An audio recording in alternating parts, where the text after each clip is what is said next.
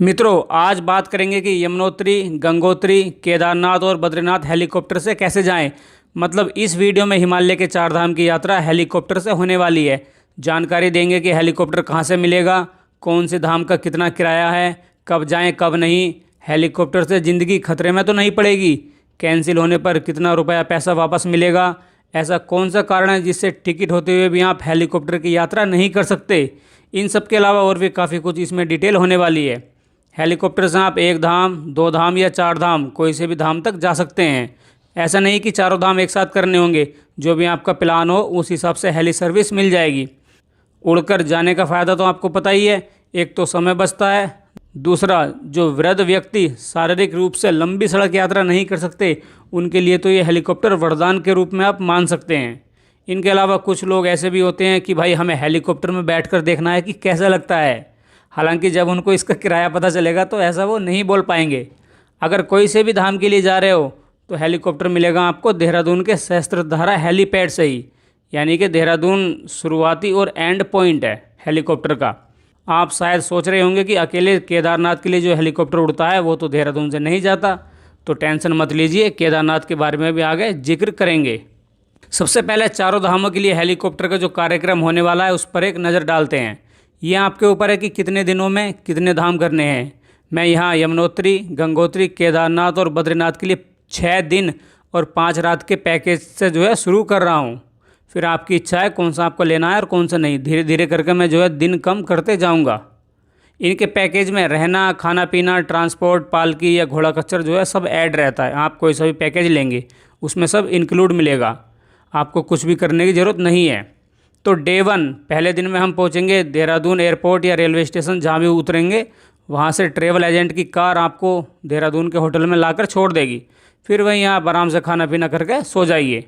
दूसरे दिन ब्रेकफास्ट के बाद देहरादून के सहस्त्रधारा हेलीपैड पर आपको ले जाया जाएगा। वहाँ से सुबह 6 बजे हेलीकॉप्टर उड़ता है, जो करीब आधे घंटे या 45 मिनट बाद यानी कि 6:45 के आसपास पहुँचा देगा खरसाली।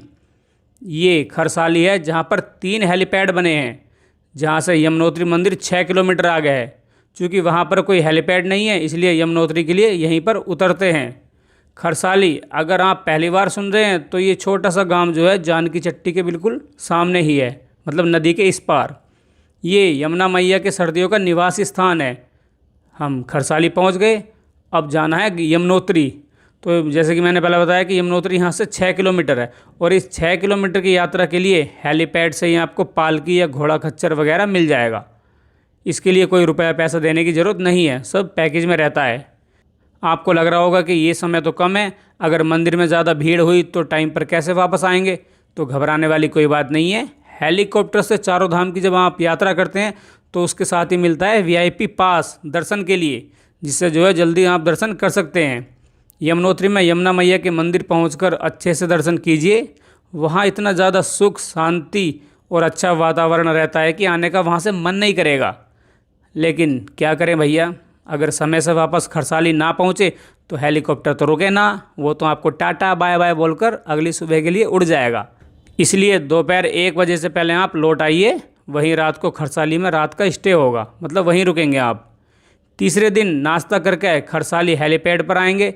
वहाँ से सुबह 6:30 बजे हेलीकॉप्टर उड़ेगा, जो 7 बजे पहुँचेगा हरसिल।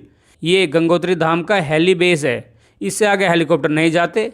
तो फिर आप गंगोत्री कैसे पहुँचोगे? तो देखिए, हरसिल से गंगोत्री 25 किलोमीटर टूर ऑपरेटर की गाड़ी आपको लेकर जाएगी। वहाँ पहुँचने और वापस खरसाली लौटने के लिए समय दिया जाएगा 3.5 घंटे का। गंगोत्री मंदिर में माँ गंगा के दर्शन करके जो अनुभूति होगी उसको शब्दों में बयां नहीं किया जा सकता। चूँकि गंगा जी स्वर्ग से धरती पर आई थी तो यहाँ आकर लगता है कि स्वर्ग ऐसा ही होता होगा। नीचे बहती पतित पावनी माँ गंगा जी के जल में स्नान कीजिए। उसके बाद आसपास के स्थानों जैसे सूर्यकुंड, गौरीकुंड और पांडव गुफा तक भी आप जरूर होकर आना। गंगोत्री कंप्लीट होने के बाद अब वापस हरसिल आ जाएंगे, यहीं पर रात को रुकना होगा। चौथे दिन नाश्ता पानी करके हरसिल से केदारनाथ की ओर चलेंगे, लेकिन इसके लिए कोई सीधी उड़ान नहीं है।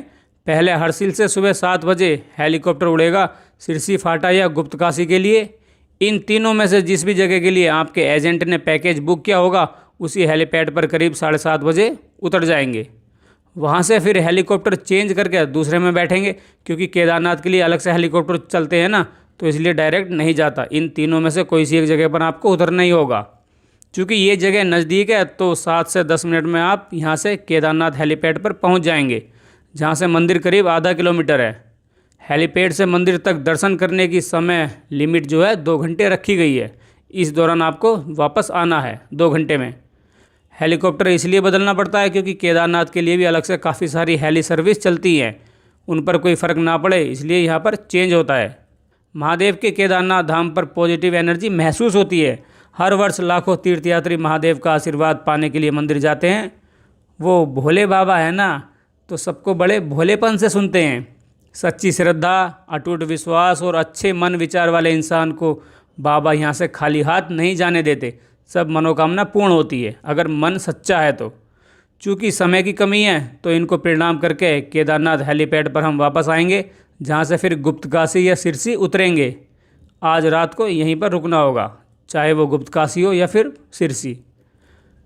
5वें दिन बद्रीनाथ के लिए बढ़ेंगे, जिसके लिए सुबह 8 बजे गुप्तकाशी या सिरसी से हेलीकॉप्टर मिलेगा, जो 8:30 बजे पहुंच जाएगा बद्रीनाथ।